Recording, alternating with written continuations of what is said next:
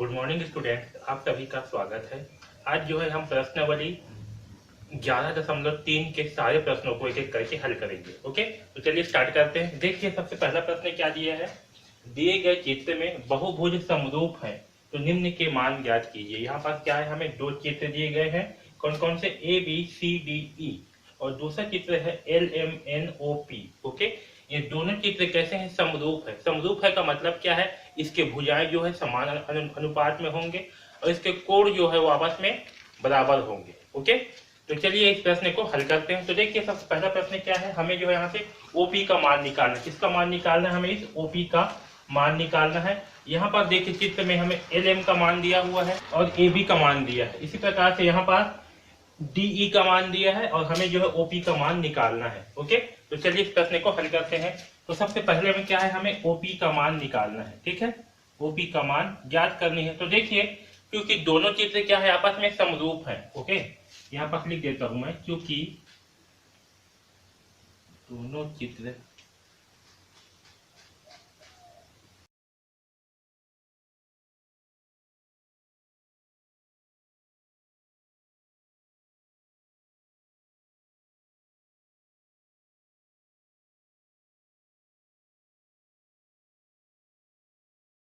तो यहाँ पर देखिए, ये जो दोनों चित्र हैं ये क्या है, आपस में समरूप है, यानी कि एक समान है। ओके, तो दोनों चित्र आपस में समरूप है तो इसकी जो भुजाएं हैं वो क्या होंगी, भुजाओं का अनुपात भी आपस में समान होगी।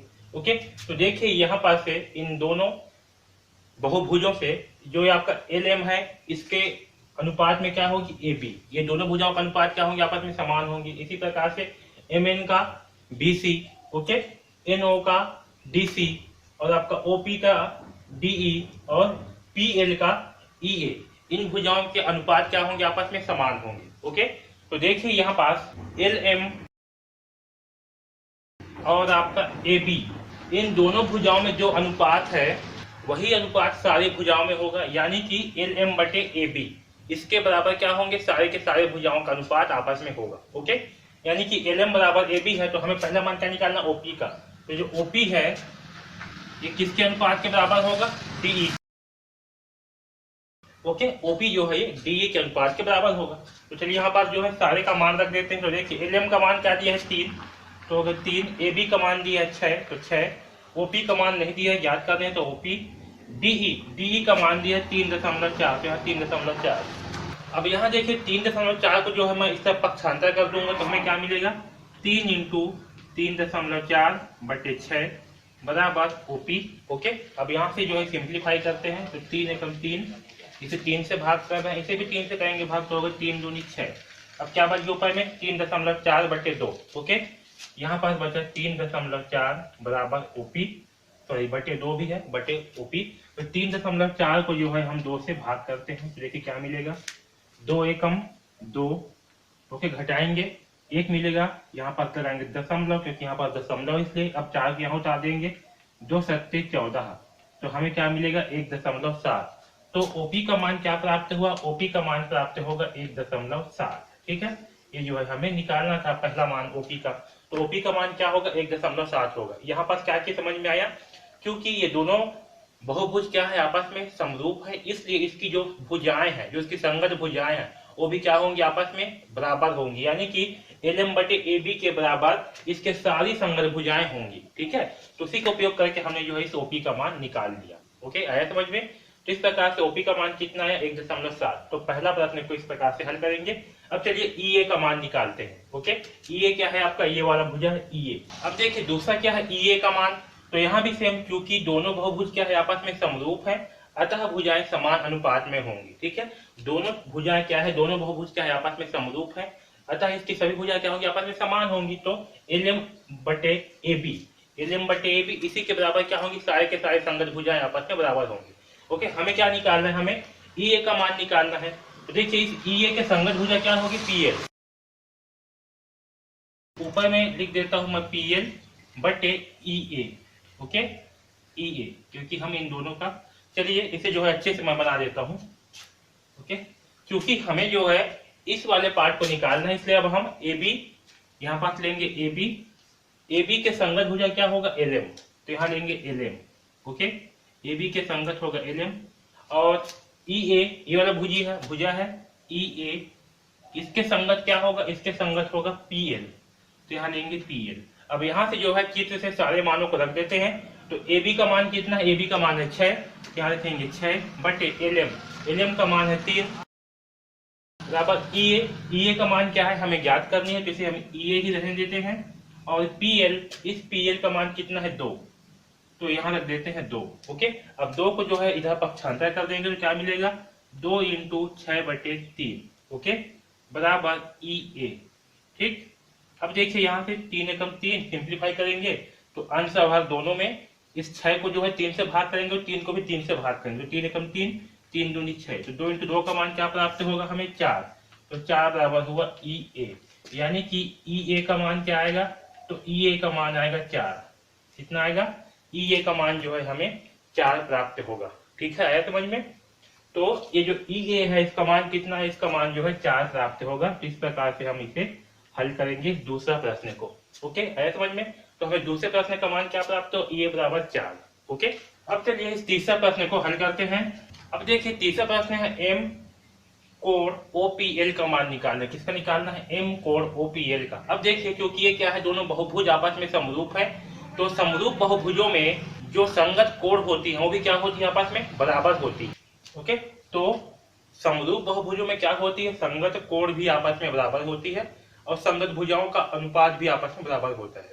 तो हमें निकालना है एम कोण OPL। OPL का मान क्या है, ये OPL ये वाले कोण का मान। ठीक है, तो इसमें क्या होती है, संगत कोण आपस में बराबर होती है, तो ये जो OPL है ये किसके बराबर होगा, यहाँ देखिए एम कोण OPL ये किसके बराबर होगा, ये होगा एम कोण DEA के बराबर होगा। किसके बराबर होगा, DEA के बराबर होगा। ओके, अब इसमें जो है हम मान को रख देते हैं, तो हमें OPL का मान नहीं मालूम, तो एम OPL बराबर क्या होगा, एम कोण DEA का मान कितना है, तो DEA का मान चित्र से दिया हुआ है 110 अंश। क्या दिया है, 110 अंश, तो ये होगा 110 अंश। एम को कर देंगे इधर पक्षांतर। ओके, तो यहाँ होगा OPL बराबर m बटे m 110 अंश, m से m को भाग करने पर आएगा 1, यानी कि कोण OPL का मान कितना आएगा, 110 अंश प्राप्त होगा। तो बहुभुजों में क्या होती है, बहुभुजों में संगत कोण जो है आपस में बराबर होती है, इसलिए जो इसके संगत कोण है, ठीक है, उसका मान भी क्या होगा, 110 होगा। यानी कि ये कोण का मान 110 है, तो इसमें ये कोण का मान भी क्या होगा, 110 अंश होगा, क्योंकि संगत कोण क्या होते हैं, आपस में बराबर होते हैं। ओके, अब चलिए चौथा प्रश्न को हल करते हैं। तो चौथा क्या है, चौथा है कोण एम कोण LMN, यानी कि हमें कोण LMN यानी कि इसका मान जो है निकालना है। किसका मान, इसका मान निकालना है। ओके, तो देखिए यहाँ पास कोण LMN ये किसके बराबर होगा, ये होगा m कोण ABC के बराबर होगा। किसके बराबर होगा, m कोण ABC के बराबर होगा। अब देखिए यहाँ पास ये जो ये सिंबल है, ठीक, इस प्रकार की सिंबल है। अगर कहीं पास भी इस प्रकार के कोण बने हैं, इसका मतलब क्या है, ये जो है 90 अंश का कोण होता है। तो अगर इस प्रकार से जो है कोण बना है तो इसका मान क्या होता है, इस कोण का मान जो है 90 अंश होता है। ओके, तो m कोण LMN बराबर क्या होगा, m कोण ABC के बराबर होगा। अब देखिए यहाँ पास m कोण LMN ये किसके बराबर होगा, m, और कोण ABC का मान कितना है, 90 अंश, तो होगा m 90 अंश। ओके,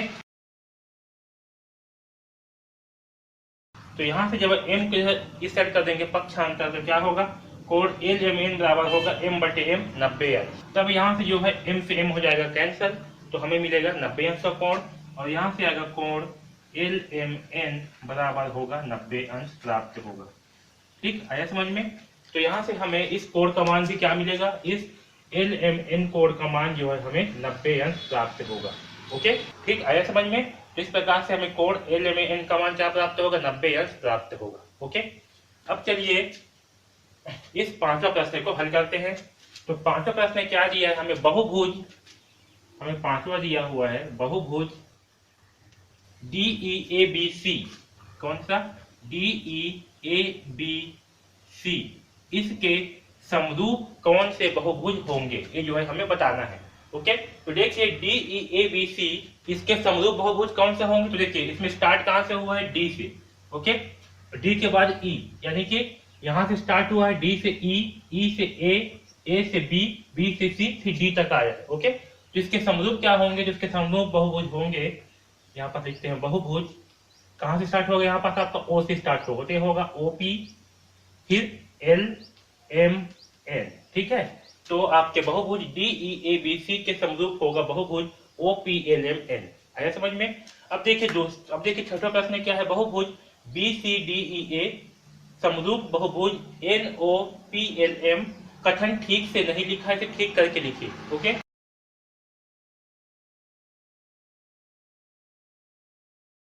तो हमें क्या दिया? बहुभुज बी सी डी ई ए, इसके समरूप क्या होंगे? जिसके समरूप होंगे बहुभुज, ये कहां से स्टार्ट हुआ? ये स्टार्ट हुआ है बी से। कहां से स्टार्ट हुआ है? बी से। तो इसे हम कहां से करेंगे स्टार्ट? एम से करेंगे, तो ये होगा M N O P N. क्या होगा? बहुभुज M N O P N. आया समझ में? तो इस प्रकार से जो है हम इस पहला प्रश्न को हल करेंगे। ओके, ठीक है।